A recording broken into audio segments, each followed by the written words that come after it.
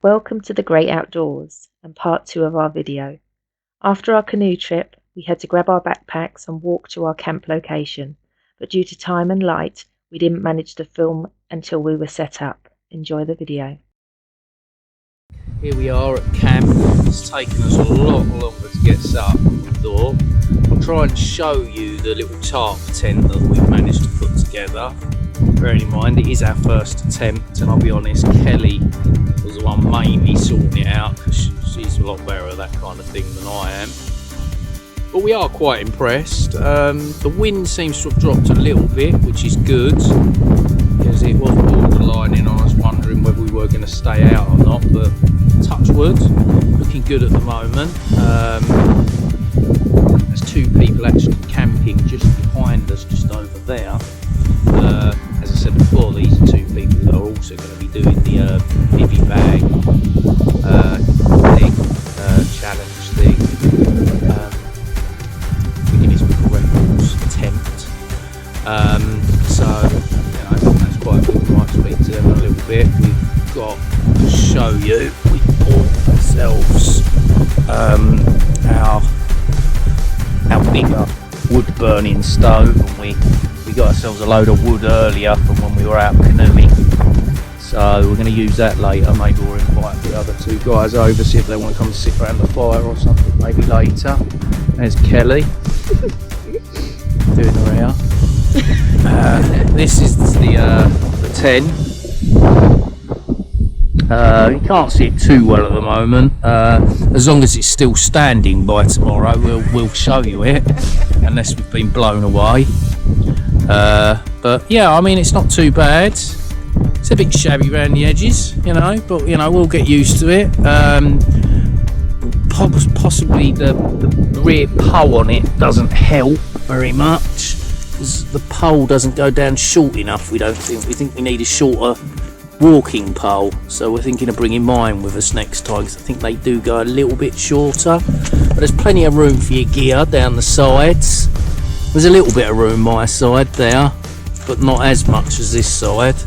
But we've got a ground sheet, reflective ground sheet there, and just a little cheap one to go here. As you can see, the bivvy bags are in. How comfortable it'll be, well, we'll find out later. But yeah, it's not a bad little setup, to be honest. Quite impressed. And you do feel the difference in there to what it is out here temperature wise. I'm hoping the camera light that I've got is good, but there's our seats there, which we told you about before. And as I say, just over there is where the other guys are camped. You can't really see them from here. But yeah, it's not too bad. About time to get dinner on, isn't it? I think it's about time we get dinner on, yeah. So what we'll do is we'll get dinner set up, start cooking, and maybe we'll do a little bit of a video of us using the cooking stuff, because we've got the fire maple stove. We've only ever really used it for just boiling a little bit of water twice, and that's it really. So it'll be quite a good idea. It's sort of a jet boil rip-off. Again, we're using the little Lixada stove. Still quite impressed with that. And the shield, we've had that for a while. That's far better than the one I bought with us last time. So I shall bring you back in a minute. And hello and welcome back. We're here cooking at the moment. We've got the maple stove here. Can't exactly remember what one it is. It's like something 2 Mark 2 or something. No, that's just the cover. It's basically it's a rip-off of the jet boils, which I have owned, and still have the pot, but we did have a little bit of an issue with it, which you would also have with this if you was to do what was done by Kelly. She put a frying pan on top of it, but forgot to put the frying pan support on top of it. And the problem is, if you do this, it melts the actual burner itself, because round here is all plastic, even on the jet boil. This isn't just one of these, it's plastic on the jet boil, and she literally melted the whole lot of this. And can I just say, it only take a few seconds and it will literally do it in a few seconds. It will melt, it will be wrecked. And the burners are quite expensive, they're not cheap. So we ummed and ahed about getting another jet boil, but decided to try something cheaper in the maple soap. It does seem to boil the water pretty quick. In my opinion, I don't think it boils it as quick as the jet boil does. I think the jet boil is better in that aspect. But is the jet boil worth that much more money? Because this was around, how much was it? I think it was about £50, something like that, whereas the jet boil we had was like over 100 quid. So basically it's double the money. You can buy cheaper jet boils depending on what one you have. I think it might be the Zip or something like that, you can get for about £70. Plus point of this is a litre pot, which is very good. It is bigger, so it's got more. If you're cooking for two, it is a better option in that aspect. I mean, who's in that much of a rush to boil water? Yeah, probably me. I miss my jet boil. I do apologise again. It was quite upsetting. You cried a lot. Yeah, it was upsetting, but this does seem to do the job. At the moment I'm boiling some pasta in here. I mean, it's a lot of water. I mean, you're looking at, at the moment there's a litre of water in this pot to boil pasta, so it's a lot of water to boil up. It is quite cold, it is a bit windy, so it is going to affect how quickly this will work.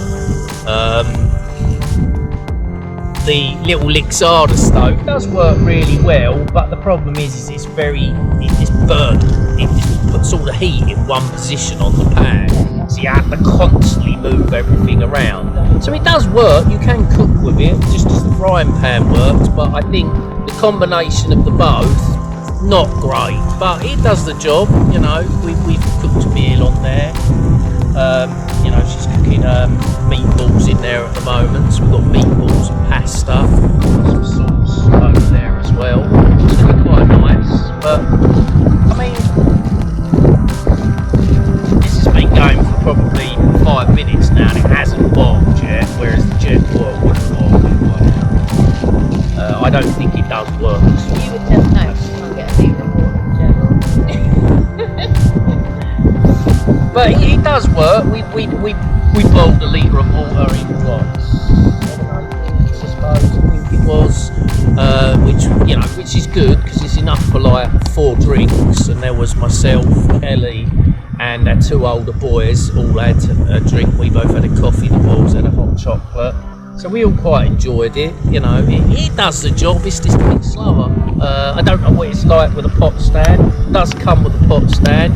Some of the jet boils do not come with a pot stand. The DD Hammock, which is the one we had, that does come with it, but a lot of the others do not. So you do have to pay extra for that. But you do need it if you want to use a frying pan. Hello and welcome back.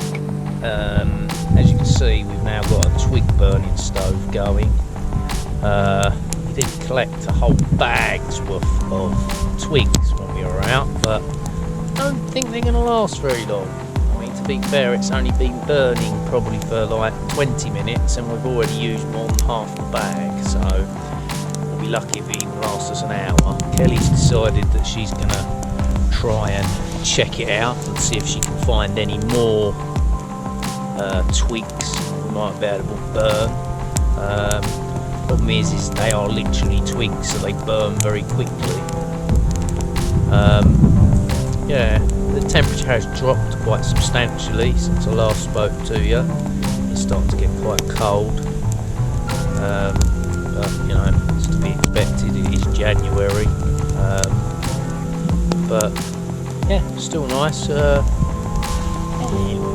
sky, see a few stars, quite a few stars, so it's quite nice. But I mean, I'll be honest with you, probably means it's gonna get colder, but you know, at least the wind has dropped a bit. It's nowhere near as bad as it was when we first got here, so that's a good thing. You know, as you can see, the fire is blazing at the moment, so that's kicking off quite a bit of heat for us.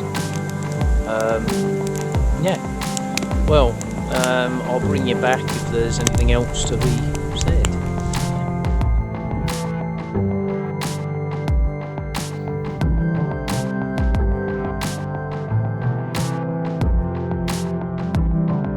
Hello and welcome back. It's now 20 past 9, so a couple of hours since we last spoke to you. We have managed to find some more wood, so we have kept the fire going, but trust me when I tell you there's not an awful lot left. It is quite cold, the temperature has dropped again. I think it's going to be a very cold night. What I'm going to do is I'm going to take you over to the sea. You'll be able to see how far up the tide is in comparison to earlier. So let me just grab you and take you over to the sea. Now that's how close the sea is where I am.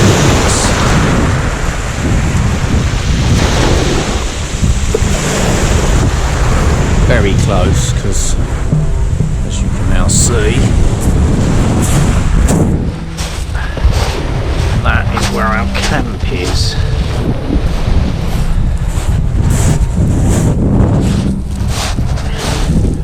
This might be the last time now we film until tomorrow morning, so I think it might be time to sort of bid you good night. Probably going to bed, it might last another hour, but I think we'll sort of say good night now, and we'll see you all in the morning, hopefully for a sunrise. Night all.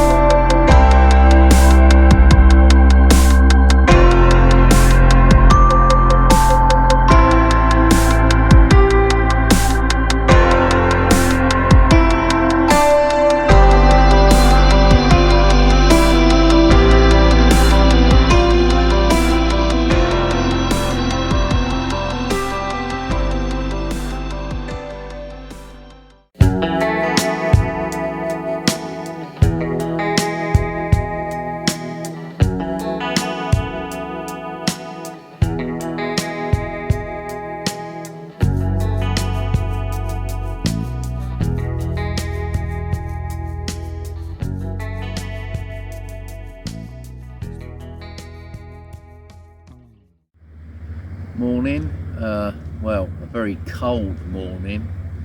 Quite a warm night inside the sleeping bags, to be fair. They did keep both myself and Kelly quite warm, but not comfortable.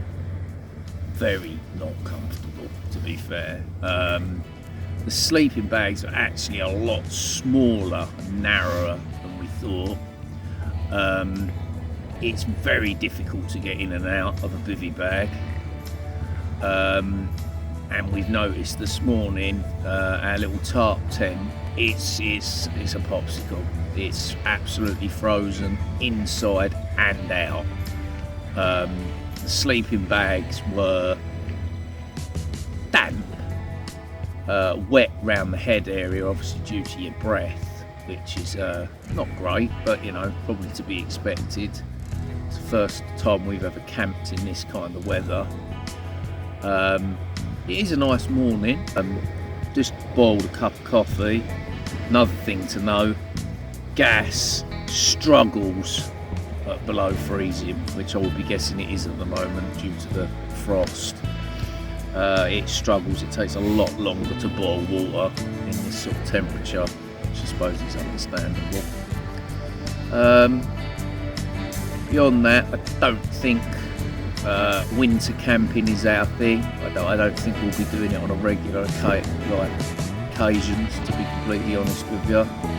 I think you need the money to be able to do it. You need to buy the proper equipment. I mean, I know people bivvy camp in the winter, but I wouldn't generally. It's nice waking up in a tarp tent like we've done there with a 3x3 tarp. It is nice waking up and looking outside and seeing stars. Kelly got to see a shooting star, so that cheered her up. My first ever. Exactly, yeah. It was a nice evening. We did enjoy it. We enjoyed sitting around the fire. But for us, no, I don't think winter camping's going to be a thing, not unless we come into a big amount of money to be able to spend on the proper equipment. Because what we have is proper equipment for this weather, but it's just not comfortable for us. It may be for yourselves, I don't know. Some people find this, I'm assuming, quite comfortable, but me personally not. For me, someone, I'll be honest, gets up to go to the toilet a few times a night. Yeah, not great. Anyway, I'll get back to you soon when got something else to say.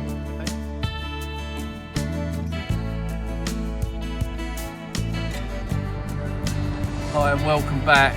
As you can see, we're all tidied up now. Everything's sorted out. As everyone says, and as it always should be when wild camping,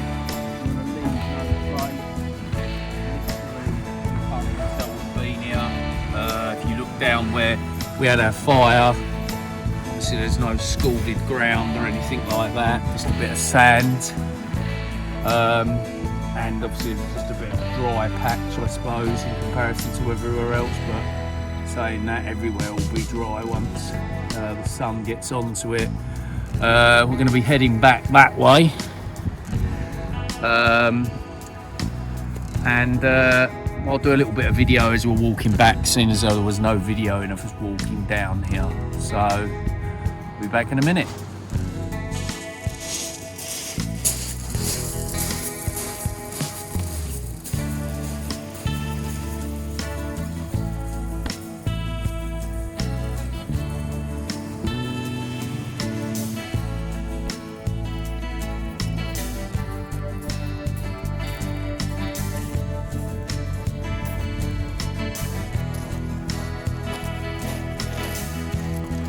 Hello and welcome back. Now just walking back to the car. Really a lot to see round here, to be fair. I mean, I will pan you around in a minute and I'll show you around. I think it's been a fairly good camp. Bit uncomfortable, I'll be honest. Not the best night's sleep ever, but I'll be honest, I never really particularly sleep great when camping. What's your thoughts? Uncomfortable, yeah. I didn't get as much sleep as I normally would. I sleep better than you, but yeah, not so great. I wasn't cold, but uncomfortable. Which Kelly not being cold is a big thing. It's I mean, we can be at home with a heating on full blast and me sweating like a pig, and she'll be moaning it's cold. So the fact that she wasn't cold is a plus point in itself. I do generally think it's been a nice camp. Might be regretting not taking some of the clothes off right now though. Yeah, 4 pairs of trousers, 3 tops, woolly hat and gloves in bed, which is what Kelly had. I wore my thermal socks obviously. I did wear my coat, but that was about it, and my hat sort of went on and off, really, to be fair, it was quite cold. I'll just pan you around and show you about. Right, just over there is where we're heading. Seawick, that's where we parked the car. Which I'll pan back. We were just over there. The buildings you can just see over there. Zoom you in. That's Leover Sands. And if you go a bit further beyond that, you've got Point Clear. Then you can see Brighton, see a Mersey. Just in the distance over there, you can see Bradwell Power Station. And as I say, just over here, that's Seawick where we're headed. You can also see a Martello Tower there, which is in Jaywick. The tide, as you can see, is in quite a bit. It's quite high. You do have to remember, as I said yesterday, that if you do camp down here, there is a lot of marshland. As you can see, there's quite a lot of water here. You need to be taking due diligence of where you camp, because otherwise you could wake up very wet. But there is quite a lot of room down on the nudist beach, so you know, just make sure you just keep an eye out on where you camp. But there is plenty of places to camp. There's a lot of space there, so it shouldn't be too much of a problem. Someone fishing over there. They've been there quite a while, to be fair. As you can see the sun. The tarp, brilliant little tarp tent, brilliant. Was really impressed with it. I'm very much of the ilk that I want to use that in the summer, because I think it'll be lovely. Kelly's a bit undecided on that one. She's not a big fan of bugs, and she doesn't like things on her face, so don't know about that.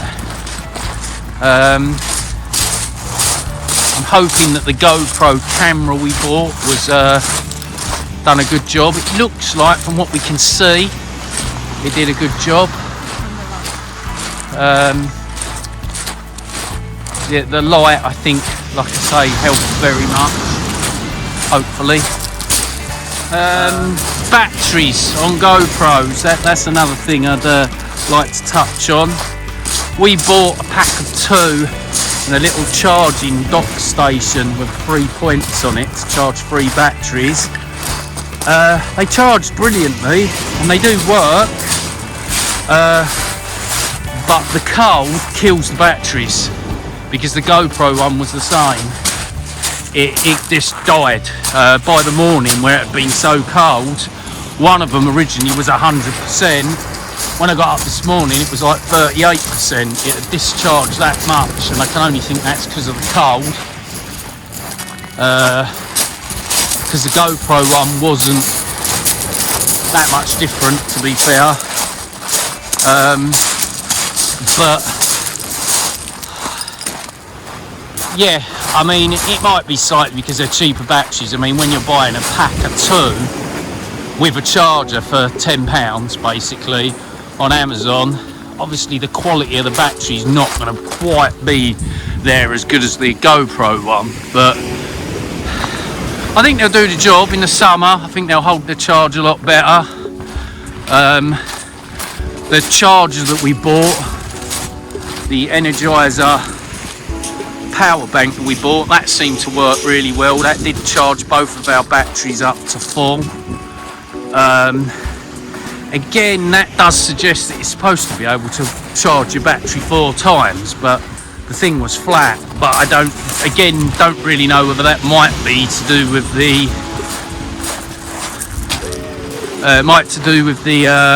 cold again, because obviously it's a battery and it can discharge in cold. But anyway, I'll bring you back in a couple of minutes when we're back at the car. Let's give you one last look around.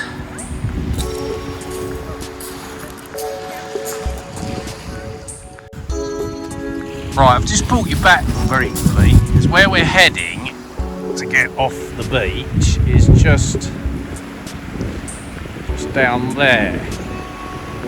You just see some stairs. And what we have noticed, because the tide's quite far in,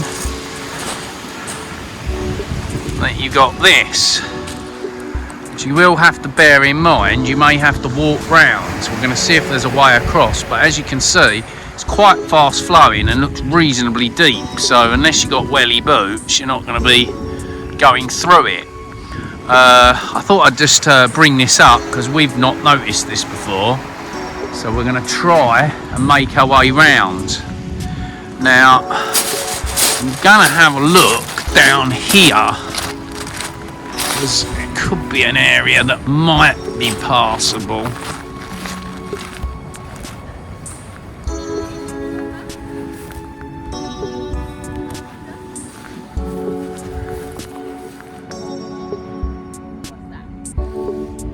As you can see, it's quite fast flowing.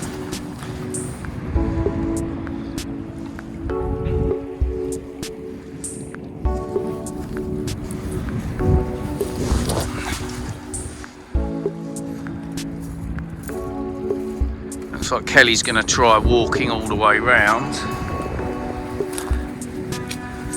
I mean, it is quite wet because obviously this is the marshland. As you can see, Kelly's going to go all the way back up and round by the looks of things.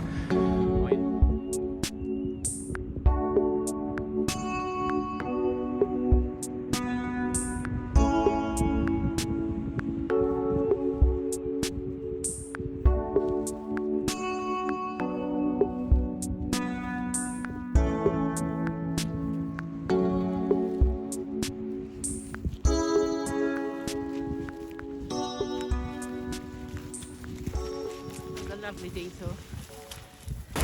Right, again we're back due to another issue we've found, because they're the steps that you need to go up to get off the beach, and there's quite a lot of water.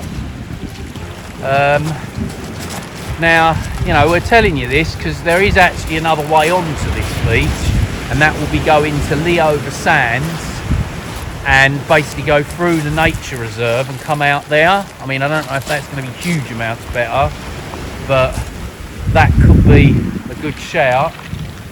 Here, you're going to have to be very quick. Yeah, we're going to have to time it. Yeah.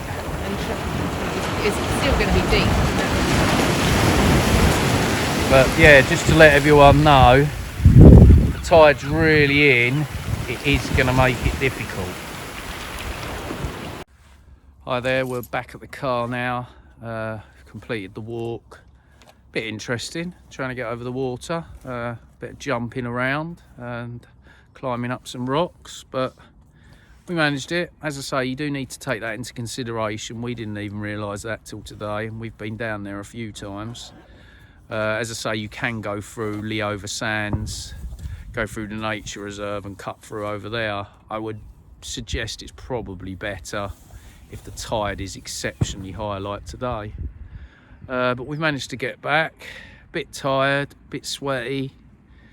Yeah, want to get home, have a bath, have some breakfast, seeing as though we didn't bother trying there due to the gas being very slow in boiling anything. So we thought we'd go back home and cook our breakfast up.